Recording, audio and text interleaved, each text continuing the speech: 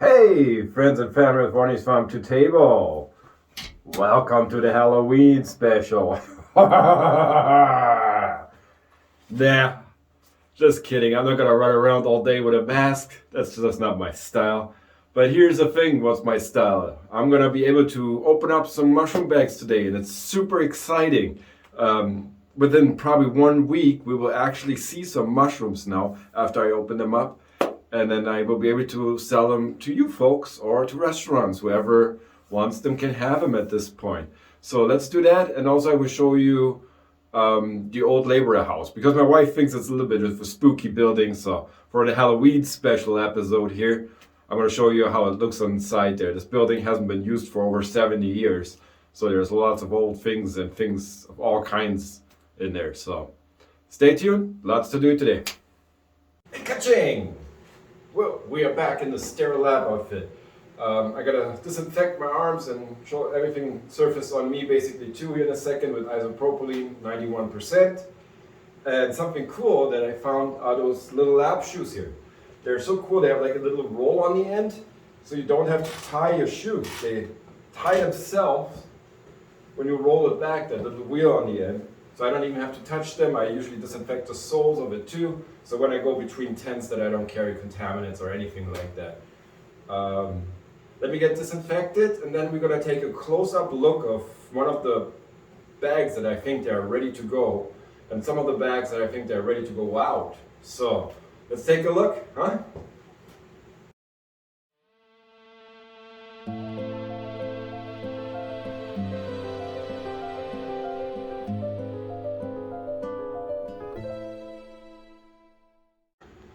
So folks, here's one of the white oysters. What you see up here, those little fuzzies, those are the pinning process of the hyphen, it's called. That's basically the epicenter of the mushroom growth. And I want to get to that. And what I'm actually going to have to do, I'm going to cut a little hole up here, fold the top over, tape it, so that the mushroom doesn't think he can grow on the top here, so he will be focused coming out this way. But this bag is fully colonized. It looks beautiful. And I will put that one in the growing tent. Down here's another hyphen center coming up. So let me do that. A little bit of a funny thing. I forgot how sticky that tape is. My gloves are stuck on it. Can I get it off? But I cut it open and folded it over, what you're supposed to do. And something that you might be wondering about is those little patches here are for the inoculation phase, so it can release carbon dioxide, because it is a living organism in here, and it produces carbon dioxide. At this moment, doesn't need too much oxygen. So for the next stage, when I cut it open, I don't really need this little filter patch up here anymore. But let me see if I can get my glove out of here. I suppose I gotta stop the camera and figure this one out. Maybe, there, we're coming. Let it go. I gotta stop the camera and do it. Hold on. So we were able to free the fingers. We are good again. I disinfected it again. And basically what you have to do here now, with a knife, most people use a scalpel, but I think a bone cutter knife would do just fine, is cut. There are different techniques. You can do a Z, you can do a straight line with kind of opposite corners, or what I personally like and researched is the N shape. The problem with the Z shape when you cut it in, the middle part likes to really dry out. So what I'm going to be doing now is the N shape. And oh boy, the first cut. And you don't have to be careful. You're just going to cut it nice and get it down here. Whoop, come on.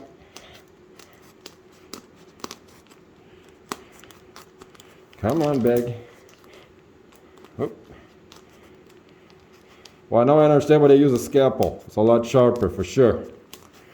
But this works just as fine. It's a little bit of a learning curve here, me doing it the first time. And there we go. One last cut here. Oh, come on.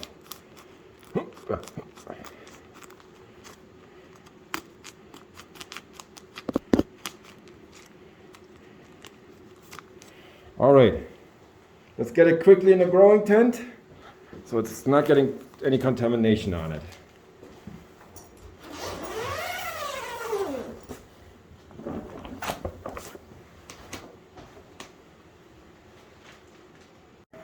Here's one of the pink oysters, and you can see it's not all white because actually the mycelium is going to turn kind of a reddish pink, but it's fully colonized all the way around.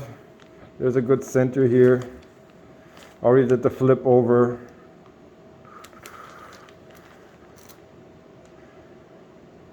Yeah. So let's cut into that one as well. Here is the lion's mane. And something that's really cool in the lion's mane is, let me get it closer. Nope, the camera's over here. You can kind of already see like little bubbles form there. And here's a good cluster.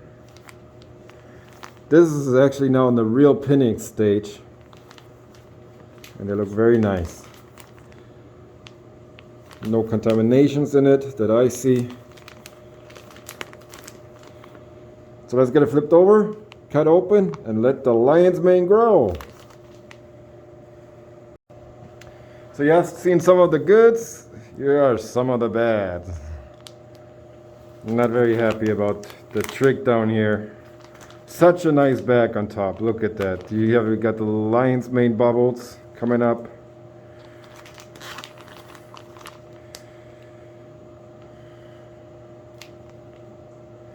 Too bad that it did this here on the bottom. Could have been a great batch. So this one will not be planted, not being grown. I don't think so. I just don't want to risk it, cutting it open here, then the spores creeping under here and releasing into my growing tent, and then going on my other mushrooms.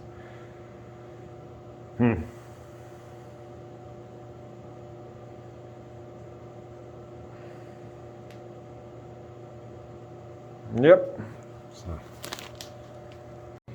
Here's the batch of chestnuts, the one that I've been worrying about. Here you can see the grayish, but it's not growing much. It's really wet and heavy compared to the others. And something that I also see happening in here is those little tiny towers coming up. It could be a mushroom pin coming out of here. I would check with some folks, see what they say about it, what they say about the quality, about this bag. If I should just toss it. Yeah, it's not super gray. It hasn't grown incredibly fast. Well, we will see what my other mushroom buddies are saying about it. All right, the growing bags are in here, which are of each variety the furthest stages of growth development that I've seen in the colonization there. They will be sitting on the top shelf for about 24, 48 hours, so I can see how they respond to my environment. If they like my environment, within 48 hours I will see growth coming out of it, and once I know that they are ready, I will go grab all the other bags and cut them open and make sure that I have a good crop coming in here within the next 4 or 5 days. Here we are in front of the old laborer house. I got Ace with me because he's the bravest cat around, and we're gonna go check it out. I'm gonna put him down, and my wife thinks it's really creepy building. I personally think the only creepy thing that could be in there are skunks, bees, and wasps. I don't like bees and wasps because I'm hyper allergic to them. So let's go check it out.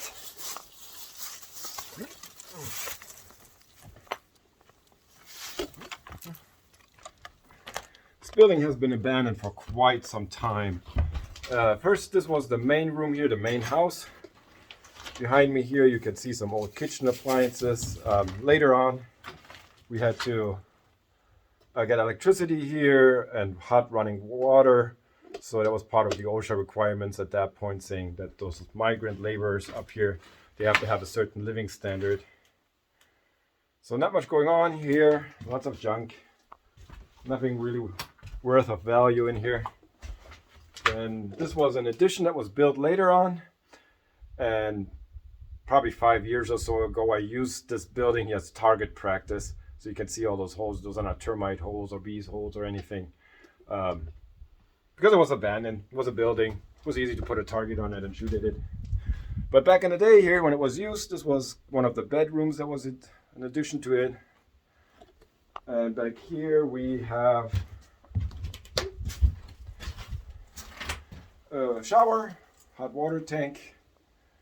And this was only used during the warm summer, fall seasons. The migrant laborers didn't stay around for the winter time. They went south during that time with the families, and they usually liked coming up here. I think about 5 years or so ago, one of the little children who kind of helped during that time, he came up here and just to visit my dad and the family and see how the Reitmers are doing. And we always treated them really well, and they always liked being with us. So yeah, that's the old creepy migrant laborer house that we have here.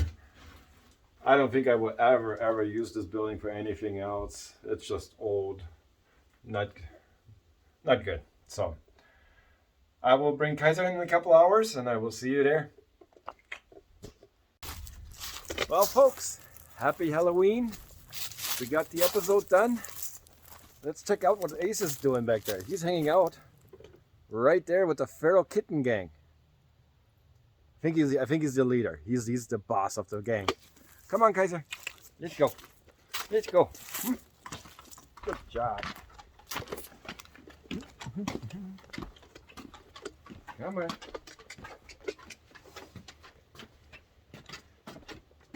Well, folks, you guys have a wonderful, happy Halloween. Enjoy it. I will see you tomorrow, and then I will show you what I'm going to do with the bad bags. Right? Kaiser has something to say? Nope, not today. Not today. He's rather quiet today. Well, there you go. Bye. One last segment here. I'm hanging out with the feral kitten gang. They never have been close to me before.